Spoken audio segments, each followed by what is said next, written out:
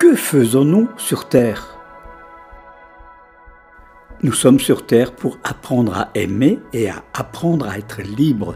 Libre de ne pas faire comme nos parents, comme nos copains, comme la culture qui nous enveloppe. Toute la création de Dieu est basée sur l'apprentissage. Et je dirais même que dès la création du monde, le Créateur a mis ce principe dans l'univers.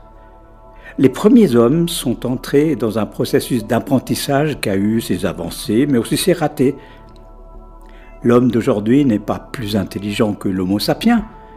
Il a simplement une énorme période d'apprentissage derrière lui. Le bébé apprend à marcher, puis il va à l'école pour faire d'autres apprentissages. Lorsqu'il devient adulte, il devra apprendre à s'unir à sa femme. Il apprendra à ses enfants à vivre en famille et dans la société. Ne pourrait-on pas voir la vie spirituelle comme un apprentissage qui va se faire jusqu'à la fin de notre vie?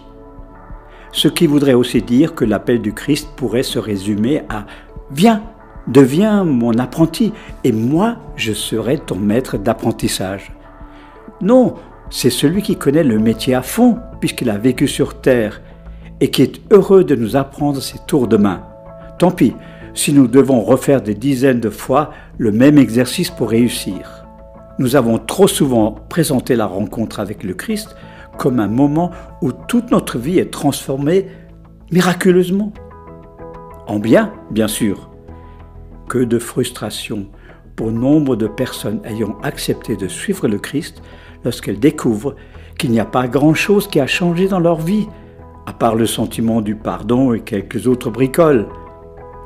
Nous sommes aussi frustrés parce que nous avons transformé ce parcours d'apprentissage en parcours moral dans le style « tu n'as pas le droit » ou « tu as le droit »,« c'est interdit »,« fais gaffe, tu vas faire mal et tu seras puni ».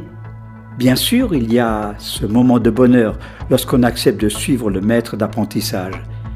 Et nous pouvons être sûrs que nous allons vivre avec Dieu pour toujours. Mais au fond de nous-mêmes, on est souvent insatisfait. Pourquoi?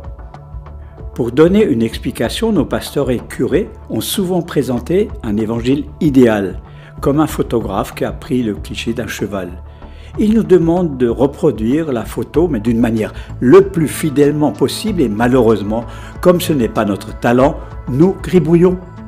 Spirituellement, nous gribouillons souvent et nous sommes frustrés. Mettez-vous à la place du maître d'apprentissage. Il ne va pas nous punir parce que nous ne réussissons pas du premier coup.